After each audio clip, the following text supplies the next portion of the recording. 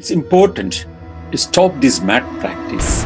It's important that children are not abused like this. It's important that the right of the children, a fully enjoyable sexual life in their later life, you have no right to mutilate your son or your daughter.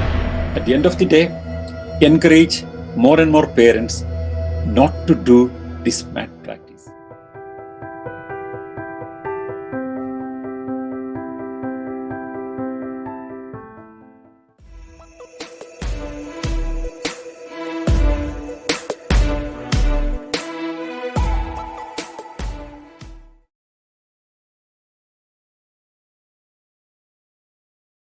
Hello, everyone. I hope I'm audible to everyone. I welcome you all today who have joined us to listen to Sanal Edamaruku talking about a very important topic, circumcision, violation of children's rights. Circumcision is the surgical removal of the tissue that covers the head of the male genital organ, the foreskin. It poses several health risks, including bleeding, infection, scarring in children. I invite Mr. Edamaruku to speak on the topic. As usual, I request you all to keep your mics muted. And when Mr. Edamaruku finishes speaking, we will open the house for questions. You can use the raise the hand function on Zoom, and I'll invite you to ask your questions. Thank you so much. Over to Mr. Edamaruku. Yeah, thank you very much. This topic is very sensitive for many people, at least.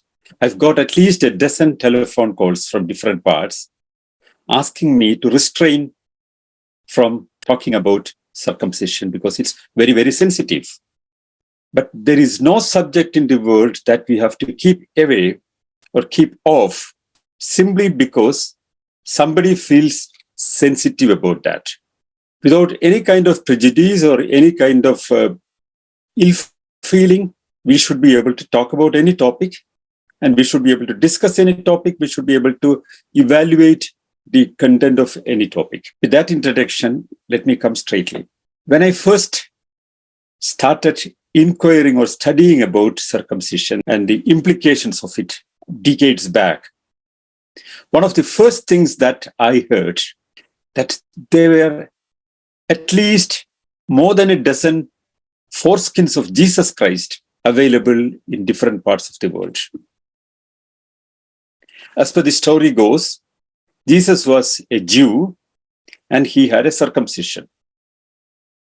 And the church had all throughout, especially in the medieval times, a tendency to promote holy relics. When there was a bishop dying, they would keep his beard, or sometimes the holy bones were kept, or sometimes a few drops of blood were collected. And these were taken as symbols of the holiness of this person. And this was a practice very predominant in the Catholic Church as well as in the Orthodox tradition. It has gone down in the Catholic Church, though it is still, you can see at many places still holy relics are celebrated, but not to that extent that the Greek Orthodox Church or the Russian Orthodox Church would do now. And one of the most interesting phenomenon was the number of foreskins of Jesus Christ that was celebrated in different parts of the world. I think in 13 or 14 places, in small cases, some dried skin is kept in different churches or in several centers and taken out annually as a celebration to remember or reinstate the faith in Jesus Christ by showing this holy relic. This has been a tradition not only in the Christian church, but also in Islam of holy relics. You can see, for example, a hair of Muhammad, for example, can be the point of attraction in a mosque in Kashmir. There is a mosque named Hazrat Bal Mosque. It's famous because it's believed that a little piece of hair kept there in safe custody is of Muhammad. In southern Indian state Kerala, years back, one of the holy men of Muslim community brought a small piece of hair from somewhere, maybe from Yemen, I think, and he claimed that that was also a hair piece from Muhammad. He keeps that in a big water tank, and more water is poured, and this water is sold out to people, claiming that it could cure people. So the holy relics go not only in Islam and Christianity, but also even on Buddhism. In Kandy, in Sri Lanka, a Buddhist temple where it's very famous for its small teeth kept there, which is believed to be that of Buddha, the Gautama. Well, this kind of importance is given to the relics of people whom people revere, but the foreskin of Jesus Christ has different places. Is one good example to show that these holy relics are a mere business, a kind of old tradition, but it also shows that the foreskin is somehow important to people from a long time, at least for centuries now. Another interesting story that I have read, an ancestral tribe in Canada, which has a tradition of cutting the foreskin of young boys. But the tradition goes further. The cutaway foreskin piece should be eaten by the grandfather of the boy. That's a tradition that's maintained by this tribe. So that also shows that the foreskin removal or circumcision is not only a practice of Muslims or Jews, but also existed in other parts with other faiths. In this case, the Canadian tribe that does the circumcision, they are believers in ancestral spirits, not a god. And coming before the establishment of Islam, or before even the well-known practices of Jewish religion, there have been many Northern African tribes that practice circumcision in different forms. As of now, when different forms of circumcision is discussed, we have to also discuss what are the different kinds of circumcision available or which are in practice.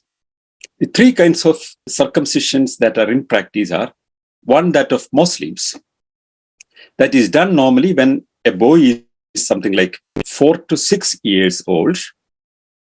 There is a small ritual.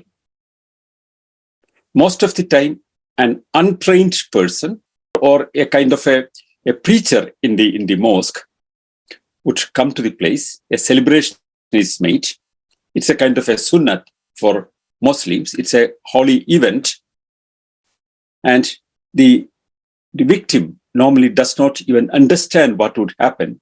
He would be offered maybe a lot of sweets or chocolates or other interesting things. A lot of people are there. It's a kind of small festivity.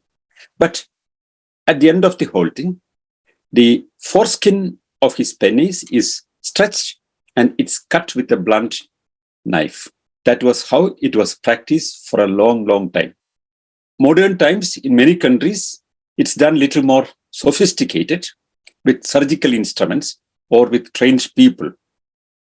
But in majority cases, in most of the countries, this is done in a primitive way and with enormous pain and trauma for the victim. Whether it is done in a primitive way or it is done in a little more civilized way, at the end of the day, somebody is taken off a part of their body without consent. Without consent very clearly, because a person who has not grown to the age to take a decision for himself is the victim there. Even if the child agrees to this circumcision, is not in an age to understand the consequences of what he will be undergoing. It's a small event for some people and the foreskin is removed.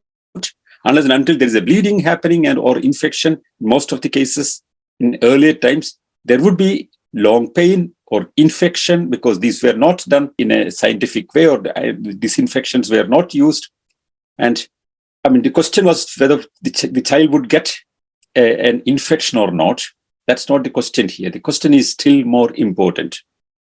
Can a child be deprived of a part of the body when he cannot take a decision for himself. Now, the second kind of circumcision is with the Jews. There were supposed to be some different tribes, scattered tribes of Jews, but one of the major beliefs is that that was an agreement the Jews had with their God.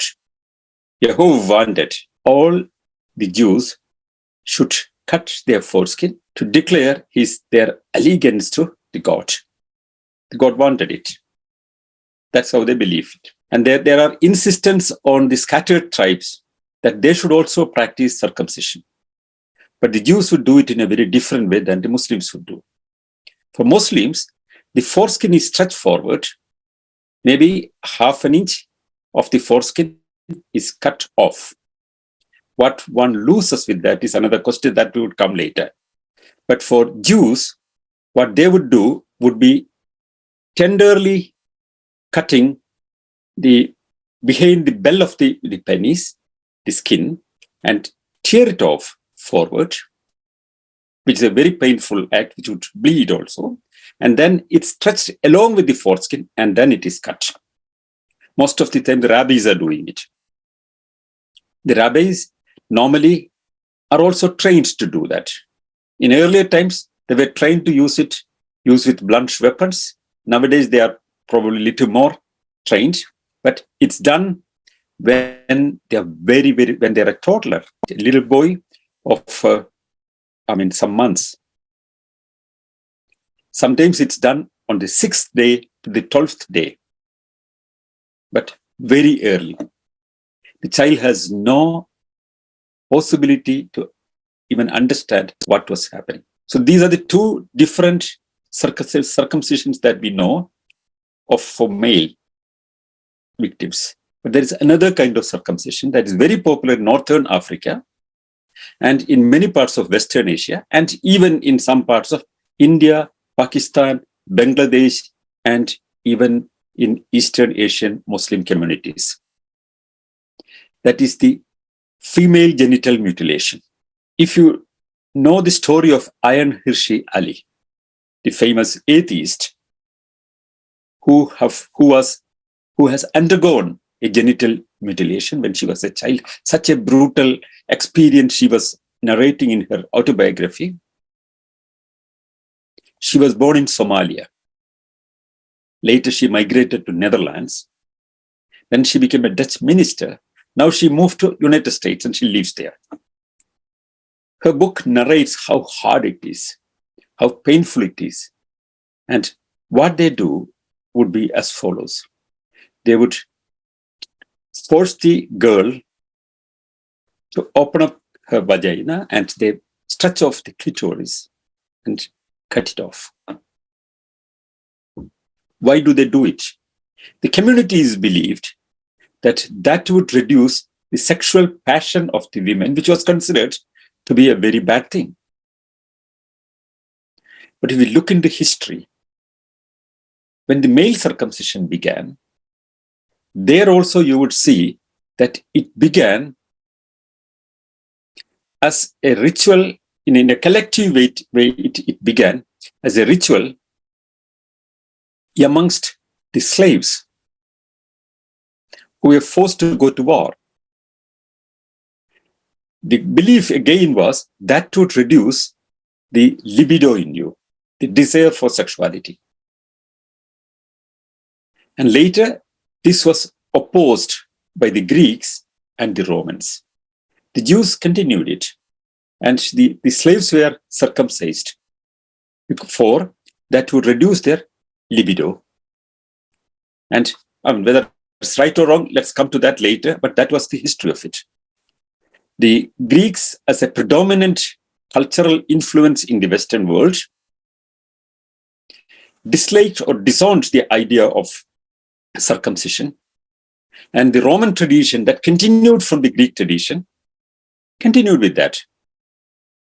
If you know the old stories of the gladiators or the fighters, they were trained without their clothes. But it was important, even the slaves or the prisoners of war that they took, when they were trained, it was a rule that the foreskin should not be seen. that was not seen as a person of masculinity at that time.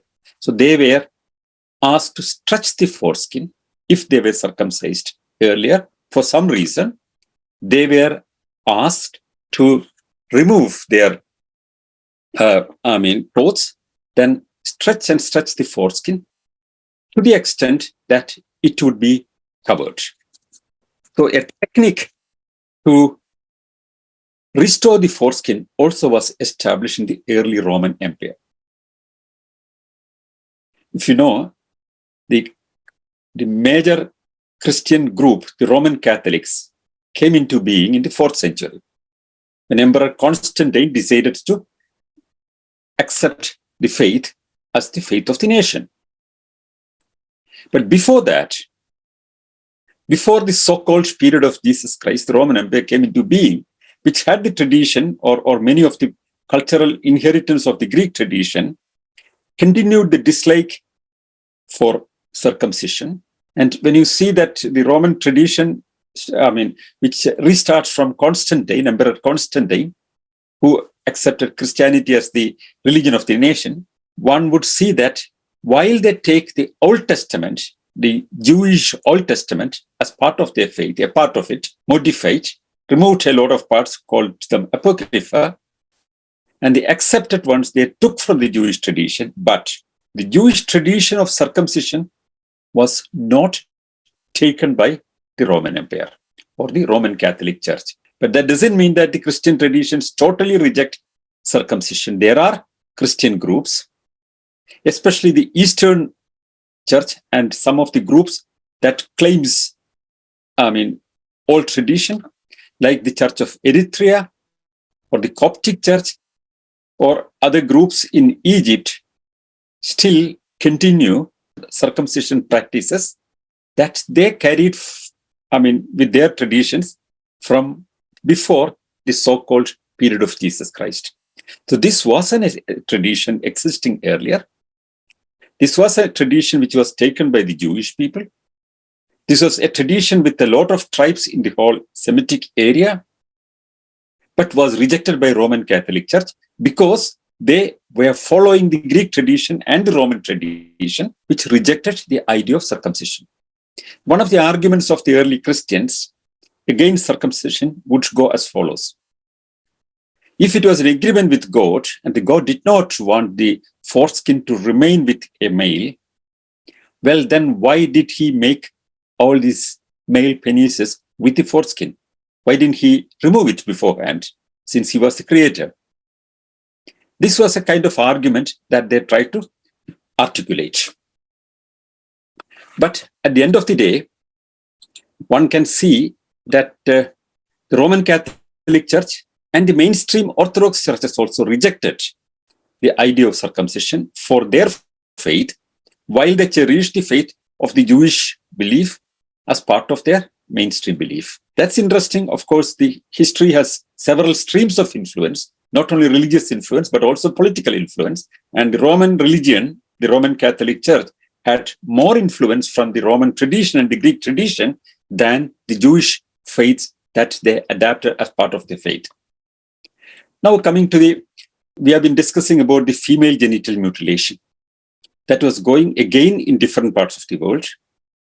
And these three traditions came before Islam, before Jewish religion, as tribal patterns, as tribal way of identifying themselves, as a kind of tribal totem.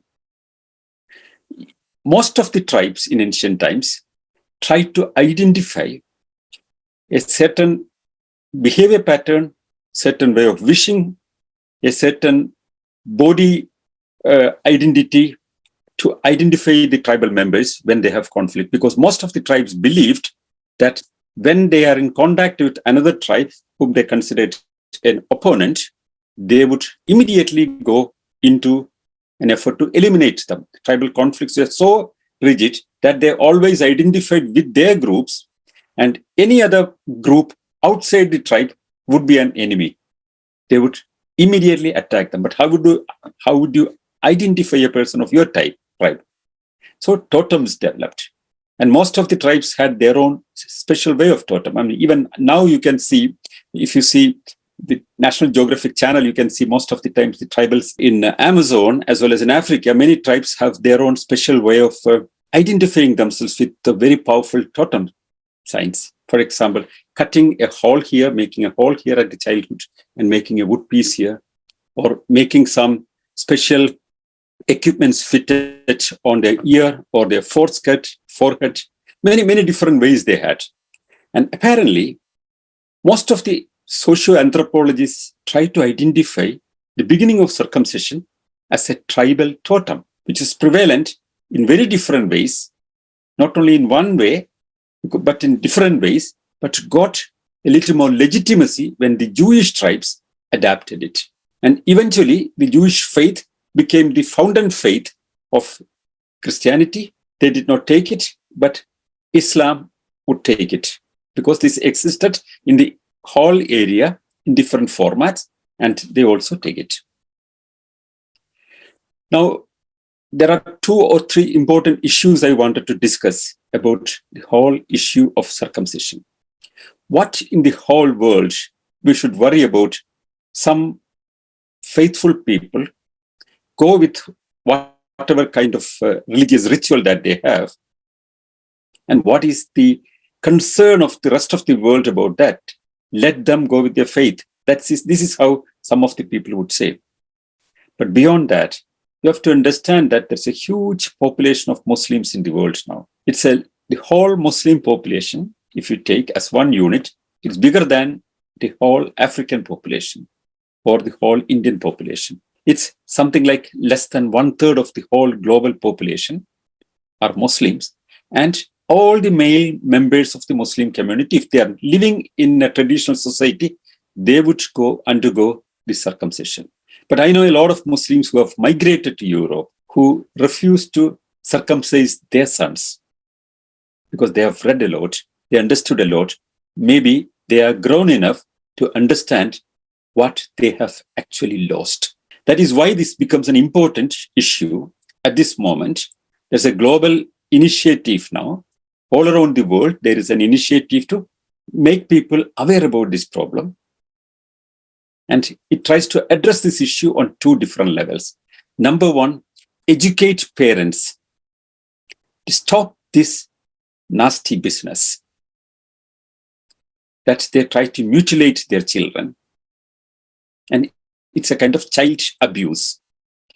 Very clearly, circumcision is a child abuse. Whether it's Jewish or Muslim or some tribal, it's the same. You cannot interfere into, you cannot aggressively remove a part of the body of a child before it becomes an adult. If somebody wants to circumcise by way of faith or by way of wrong understanding or whatever it is, they could do it. It's their option. But when they reach the age of consent, the age of consent is different in different parts of the world. Age of consent is not only about sexuality, but when they reach a certain age, when they can decide for themselves, when they can understand the consequences of things, when they reach that age, then only one could decide if one wants to circumcise. It's not asking for a ban of circumcision, because you cannot ban anything if somebody wants it. When people are free, they should be able to do whatever they want. If somebody wants to cut their nose, yes, it's their freedom, provided it doesn't affect the society. And if it affects them only, when it is not affecting public health, and if it's affecting them only, informed adults have the right to do whatever they want on their body. I fully accept this position very clearly, and I'm very, very clear about that. There is no way you can impose your ideas on other people. The very same principle that we want to insist, that you cannot insist your faith upon your children.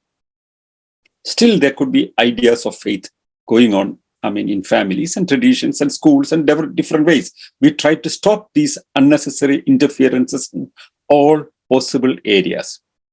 But this is beyond that. If you're indoctrinated and if your thinking power is strangulated because of indoctrination in the childhood, still you have a chance, if you want, to read and understand, to study and judge things and come out of it. But once you are circumcised, you cannot do anything.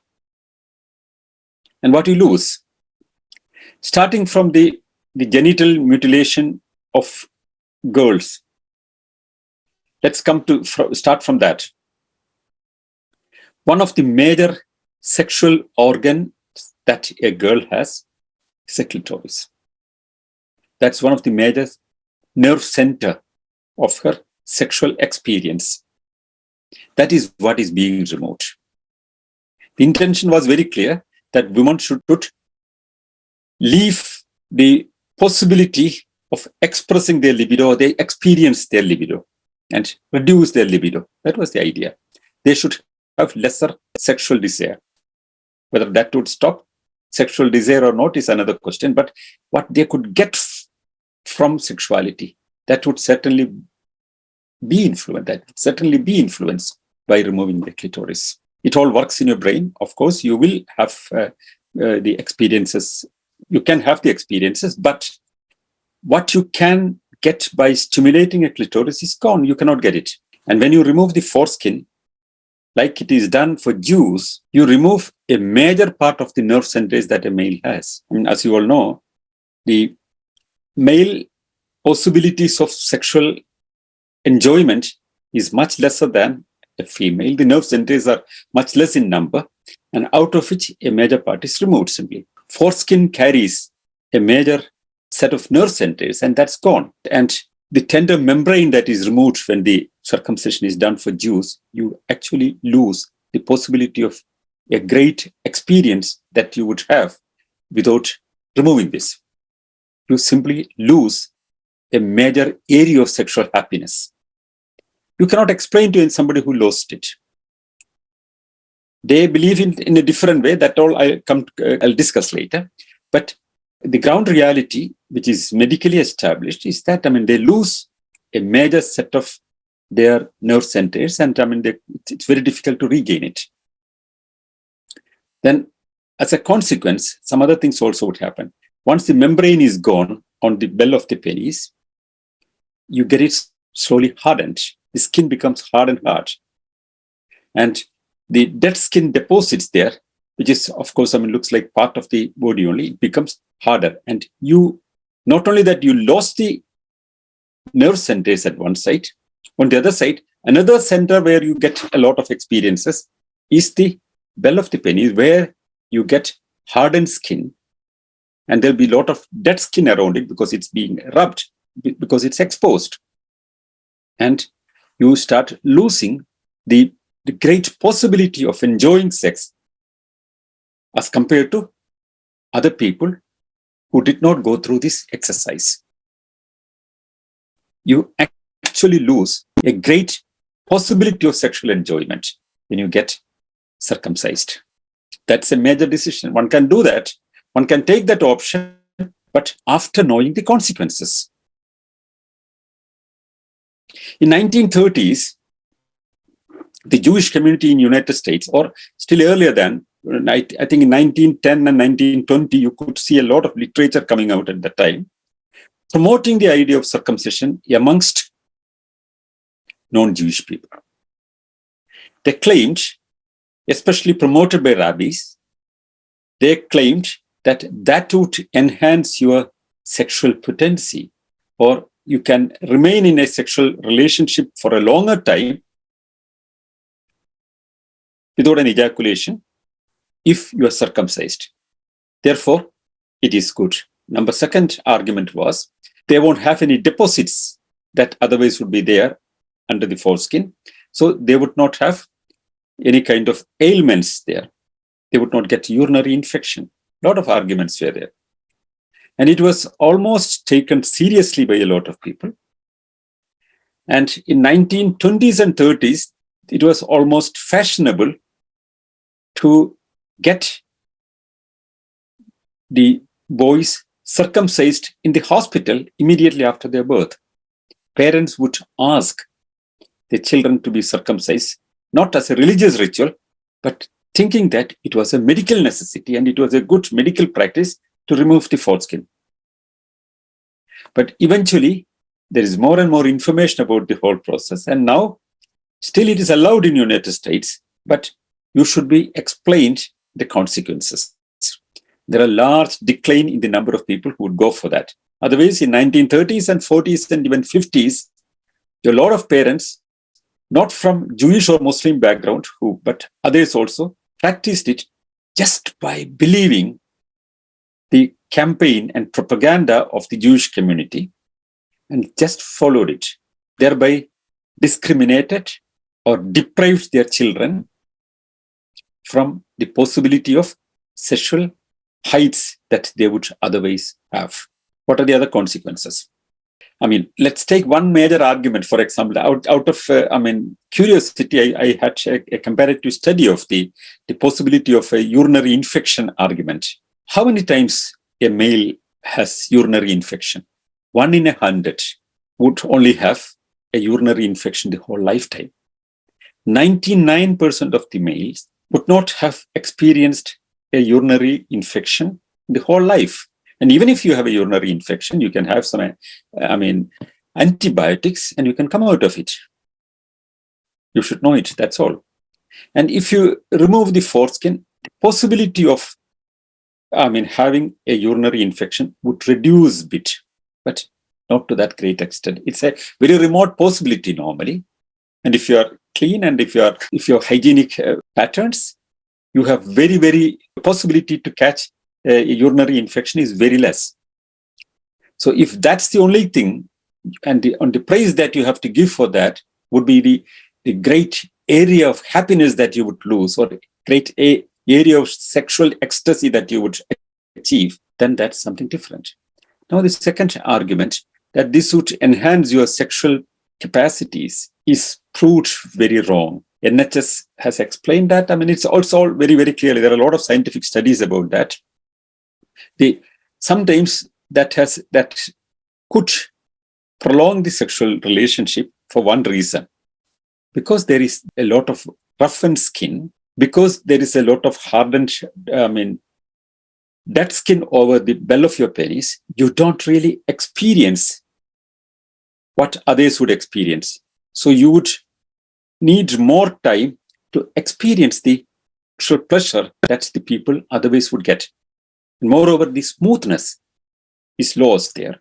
And you would need a very different way of handling situation to experience comparatively better, sexual pleasure. So in fact, it's rejecting the possibility of sexual heights to those persons who are circumcised. That's what is happening.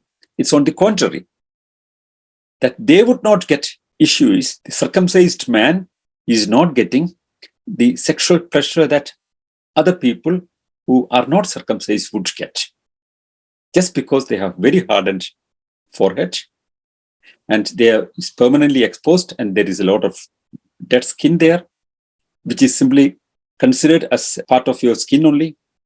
And thirdly, the lubrication is lost.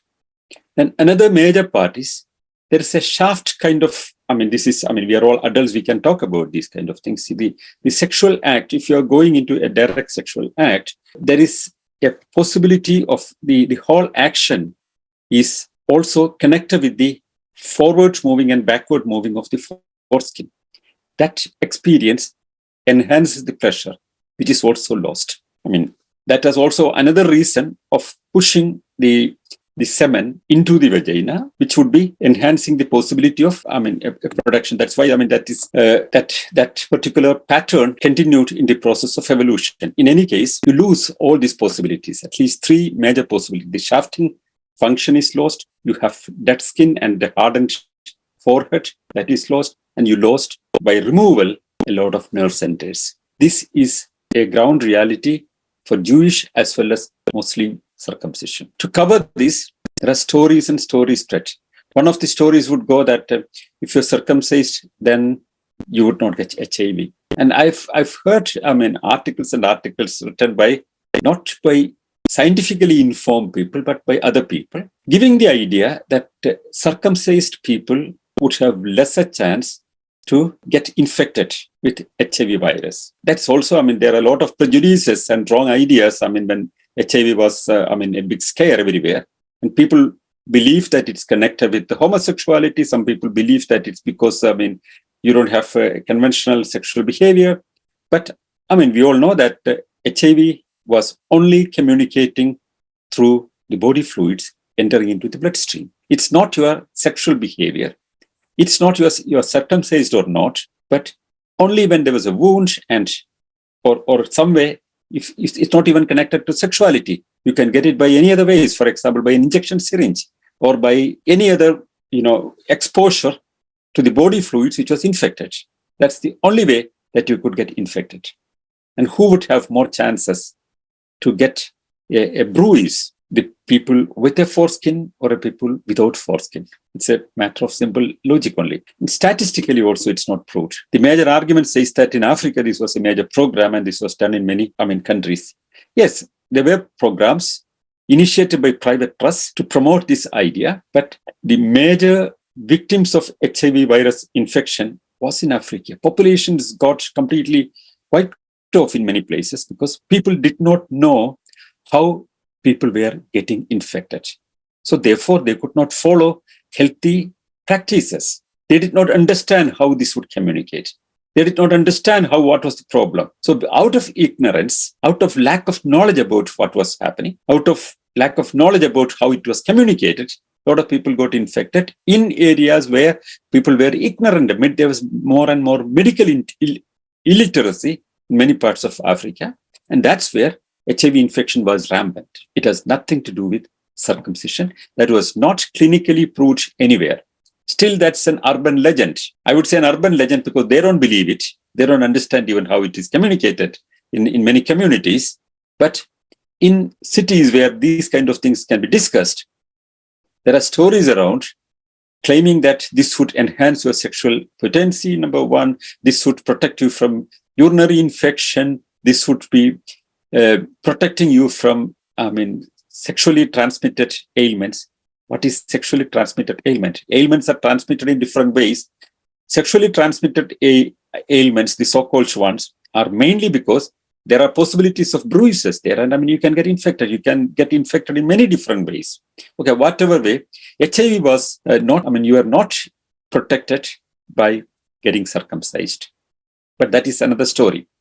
Because every single faith tries to get scientific sanction. There was no HIV when circumcision started amongst tribes, or when it was imposed on slaves, or imposed on slave soldiers, or when the Jews started. HIV was known much later, or even developed much later. The idea of sexual pleasure was not the objective of circumcision, rather on the other side. It was to reduce the libido, to reduce your desire for sexuality, that slaves and slave soldiers were asked to circumcise. And it was to stop your interest in sexuality, to stop your sexual activities.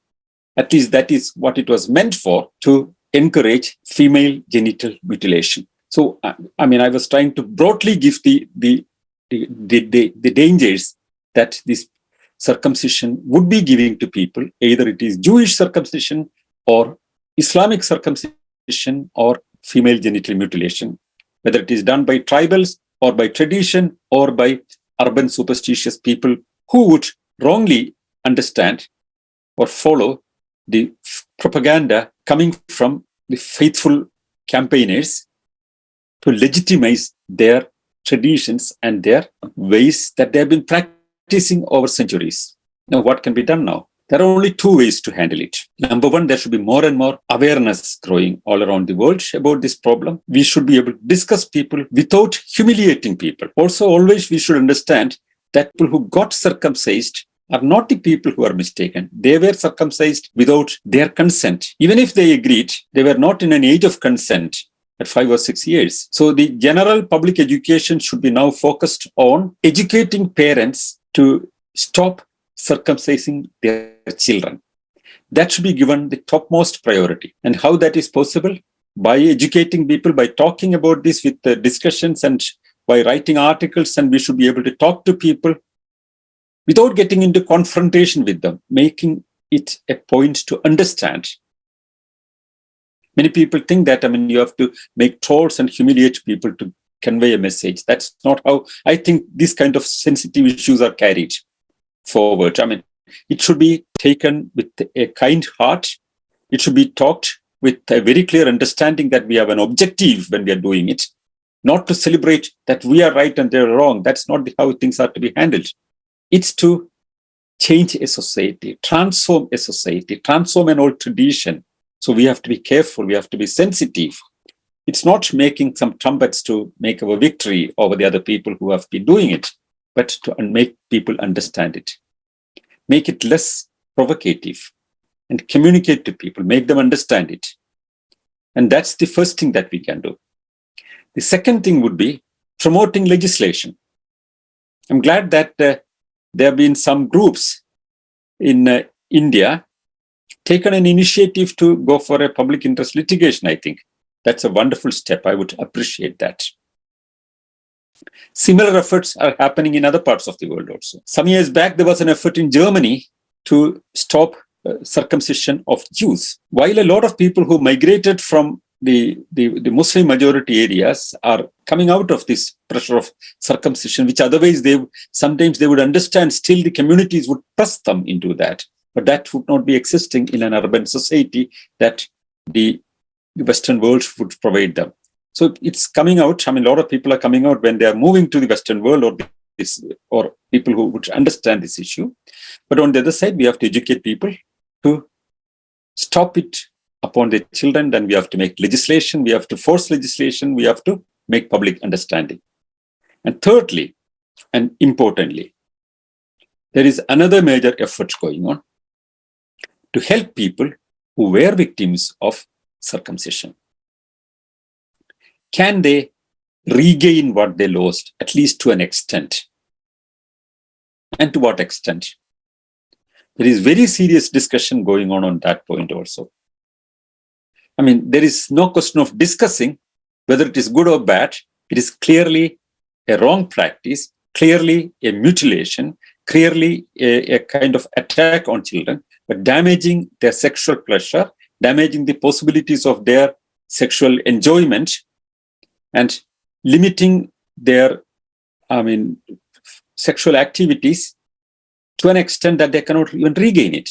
But to what extent we can regain? There is some effort now going on, all around the world. There are now many patterns available how to handle it. One is how to regain the smoothness of the bell of the penis. So that is the old practice that the Romans and Greeks started, especially for their soldiers, that stretching the foreskin. So with 3 or 4 months of regular exercise in consultation with the doctor, you can stretch your foreskin and it can be stretched to the extent that it can be covered. The foreskin can be covered, especially for a Muslim. To a Jew, it's still difficult because the membrane covering the bell also is gone. Still, they can try to stretch it a little bit forward. But the other possibility is using a special kind of a cup that's available in the market to cover their bell of their penis, which is made of silicone, and it would keep certain moisture to a certain extent without getting bacterial infection or fungus infection, and that would eventually help them have little more possibility of the tenderness and the gliding possibility. The third thing is there are many special creams now available, or even certain oils can be used to repeatedly apply on bell of the penis so that the dead skin is eventually shed away and removed.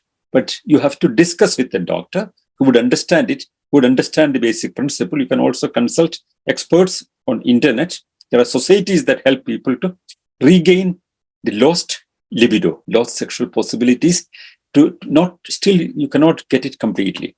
There are also efforts to use silicone extensions which could, for example, to regain the shafting possibility of the penis during sexual intercourse. But on the other side, that would not give you back the lost, nerve centers that is cut away.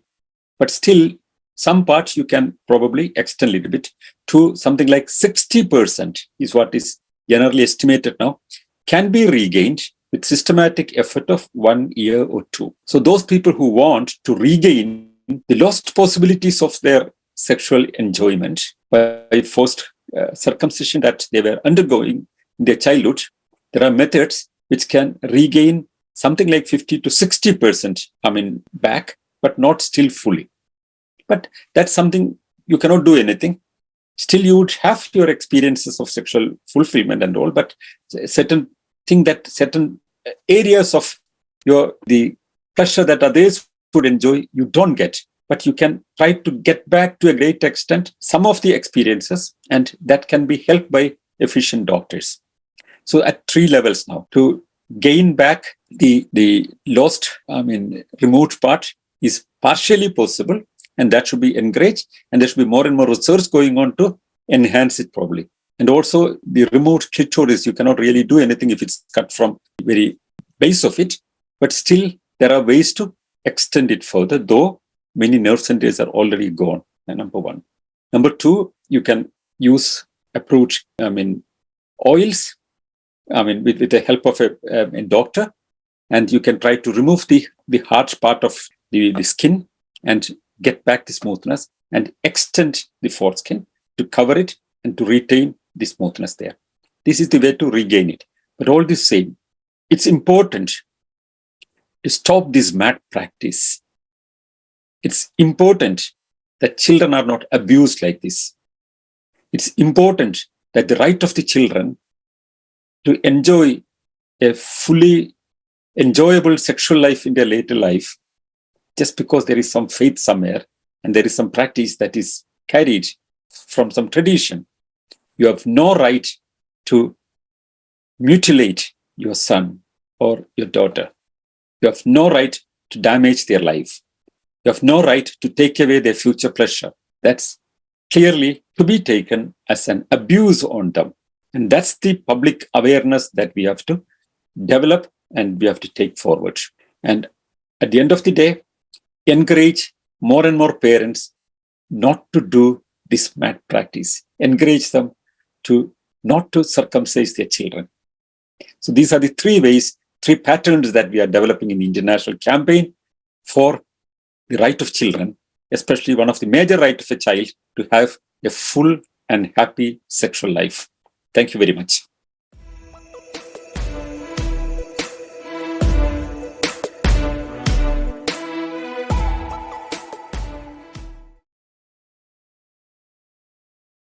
Thank you so much. Thanks for telling us about the history of how the cruel practice of circumcision came about and how it got social sanctions due to religions, traditions, and urban superstitions.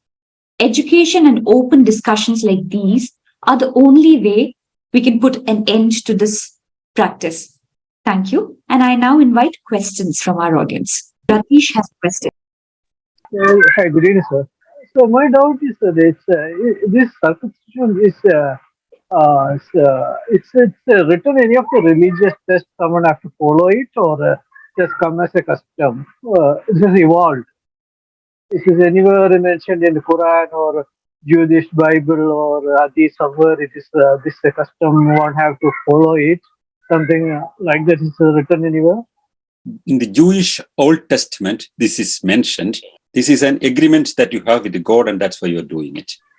And this practice amongst Muslims, I'm not an expert of Quran, but what I understand is that, it's in the Hadiths, it's a practice, and it's taken as a sunnah, but it's not mentioned in the mainstream Quran. But it's a practice that is going on amongst all Muslims all around the world. I know that it's a little bit difficult to or sensitive to people to discuss about a topic like this. But I think we should shed away our shyness and we should be able to speak openly. There is no issue because this is something we have to speak without any kind of inhibition. Before other questions come in, maybe I can ask a question or suggestion. I was wondering whether we should try and initiate this to be made part of the sex education in schools so that even children can have a discussion about it and understand. Sometimes children don't realize what has happened to them. Maybe they don't have discussions about circumcision with their fellow classmates.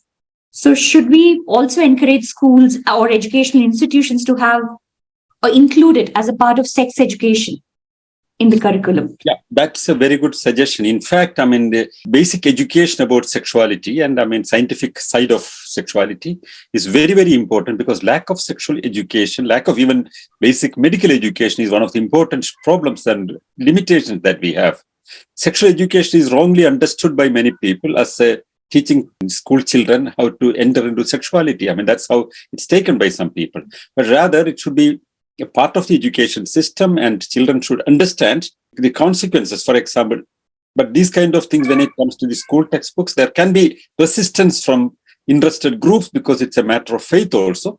So maybe it's easier, for example, to bring in issues like circumcision in the public domains, in the public discussions. It would work well, because we are speaking to a large audience who are adults already. So we have to parallelly do it. Curriculum content improvement at one side, where we would have more sexual education or education on the scientific side of sexuality, and the possible dangers and possible precautions and all these kind of things. We should educate children at one side. And on the other side, we should go public to the people who are already adults and improve their public understanding about, medical science as well as on sexuality. Very, very important point. Thank you. I now invite Kunyama to ask a question. Really, I don't, thank you very much, Sanal sir. I don't have questions, but I can share 2-3 things. In both the cases, females and males lose sexual, lessen the sexual pressure for sure, mostly to the women. Women has 8,000 nerve endings in clitoral gland. So you know how much mutation women go through when they do clitorectomy, especially. Maybe I just don't want to say what kind of women face this a lot. I don't want to discriminate anybody. Yeah, the general term that we use is genital mutilation, female genital mutilation. So I don't want to call on any caste or religion, anything like that. Then for men, it is not lost as much for like a woman. Woman is a murder, sexual murder, to take out their clitoris. And if they are infant, they don't even know what it was. If it is done in adult life, I don't think they will let the woman reach the adult life. Before then, they take up totally the clitoral gland, and there is no health benefits for women or men by doing this kind of mutations, foreskin, cutting foreskin off, and clitoral. There is not much health benefit at all. In United States, it's not recommended anymore. If they want, the parents want, they can do it. But if the parents choose to do in the infancy, that is, you are taking up your boys or your girls' freedom. They too have a freedom. When they don't understand, if you do this, that's an abuse. Or these circumcision can be done at any age. You can do in 35, 45, 25. There is no age limit. And for men, there is not much pain to do. Only local anesthesia if they want to get it done in adult life. For women, since they have 8,000 nerve endings in clitoral gland, they have more pain. Not in my knowledge, any women went to do that in their adult age, except they have cancer. In that part, it is a must in that case. Otherwise, there's no need of neither sex get this thing done. It is just mutilation, no need. And please don't let your children put through this when they are infants or when they are not adult yet. That means you are killing their rights as parents we shall not do that. And another thing, HIV is passed through blood, semen, and vaginal fluids. It's not, these are the three ways HIV, it's a viral infection. There is not much cure in it, but there is palliative cares. And very many people are living with this kind of palliative care many years, like 25, 15, 20, 25, 30 years of history living with HIV. And even if you didn't have a sexual contact with a person who are infected, if you get infected blood, you will get HIV. In sometimes there was not enough test done for blood, if it's blood is infected or not. And I know people who got HIV through blood transfusion. I do know people got hepatitis C through blood transfusion. So those bloods were not tested very well in the past, but matters are changed. They are tested very well, so they won't get that kind of infection. So if you know, these are public educations, for public health educations. This is what we needed. And I think in most of all the panchayats has health departments. I think at least twice a year, these kind of health education must be promoted and encouraged. And thank you very much, Dr. Sanal. You are dedicating so much to educate all of us for 2-3 years, more than 3 years, without any kind of complaints, and give your time for us. And thank you very much for allowing me to talk. Thank you. Yeah, thank you, Mrs. Matthews, Mrs. Kunyama. And thank you, since you are in medical profession. I mean, yes, I mean, what you said is very valuable. This mutilation has to end because it's an encroachment on the right of people and damaging the possibilities of people.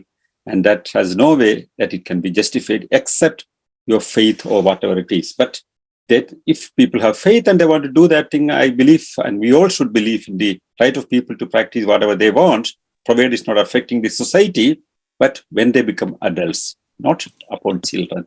Nobody has a right to mutilate organs of children. Thank you very much. Yeah. May I add one more thing? Please.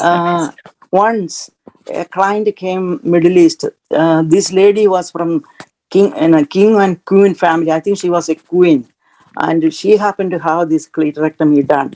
And when she came in our care facility, I don't want to tell what care facility or anything like that.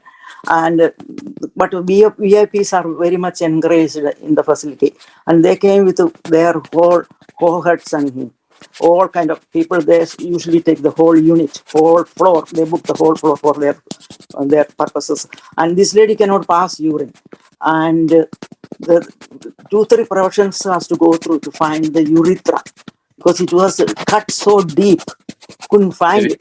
But on third attempt, we were able to. You see the side effects happening to a person, and finally by third trial we found it and we released her blood. There is a thing like that also. Thank you. Thank you very much. Then we move to the next person. I guess no more questions for this discussion. Sorry to interrupt. I think Ratish may have a follow-up question. Yeah. I have noticed few. I just have to update you. Many of the hospitals in Kerala, they have this board that they're telling they do the circumcision in the hospital. So it's you can consider it's a child abuse. Then how can they do that legally? Even some hospitals in Malabar, they have done the female genital mutilation also. So since it is can consider to be a child abuse, how can they legally does this in a hospital sort of a situation? I don't know whether female genital mutilation is officially advertised in the hospitals because it's internationally banned by the. They come in the news. It is not officially, but other one they're doing. Even they officially. You're right. There are more than 2,500,000 women undergo female genital mutilation every year, as per latest reports. So despite the ban, despite the discouragement, despite the public education, 2,500,000 women, children are going through this process every year. The number of young boys going under circumcision, that's millions and millions and millions every year. So we have to somewhere, the times have changed, we know better about these problems, and then we should encourage to, bring about a situation that this ends. Thank you very much. Now there is a question, Satish Kumar Taliparamba. Sir, I have sent you the question via chat. You can speak also, or you can send by chat also. That's not an issue. Sir, I have heard another video about genital mutilation last time by you. Is there any country in European Union or in America which has banned genital mutilation? If this is, I know this is very, very unbecoming of mankind to continue this practice. Still, even in European Union, people are not approaching the court or resorting to legal remedy. Is there any country?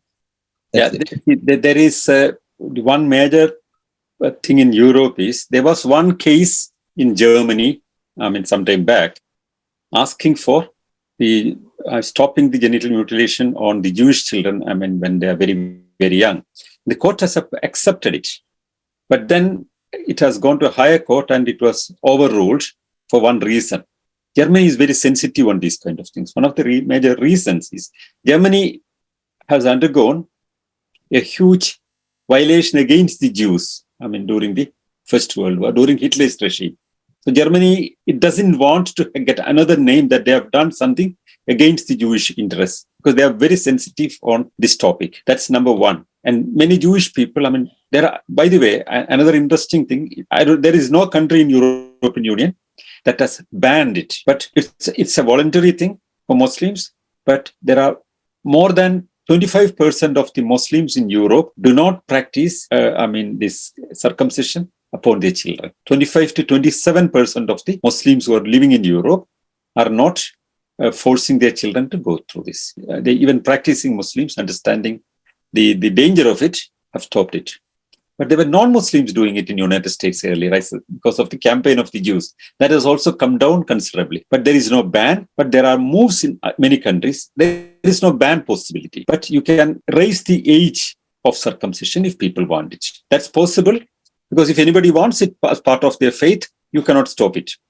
So what we can try is, you cannot do it upon a child. Whatever is the age of consent in that country, age of consent is normally determined in a country when children can take their own decisions by understanding things for sexuality or any other thing, or for voting, it's 16 years. For sexual relation, it's 16 to 18, 21. Different countries have different ages. But whatever is the age of consent in that country, that's where we understood that children could take their own decisions. That should be the age limit, and it should be with their consent after knowing the consequences. The scientific information of its consequences should be explained to them by an expert, and if still they want, because of their faith, they should be able to do it. In hospitals, in a way, when it is done in a hospital, it's better, because crude, wild mullahs doing it could be more dangerous. When it's done in a hospital, it's at least using a surgical knife. They would be doing it. But that is no answer to the whole thing. For example, if somebody's arm is to be mutilated, cut away, because somebody has stolen something as a very brutal punishment in Saudi Arabia. Imagine there are two ways of handling it. One is with a blunt knife, you can cut it.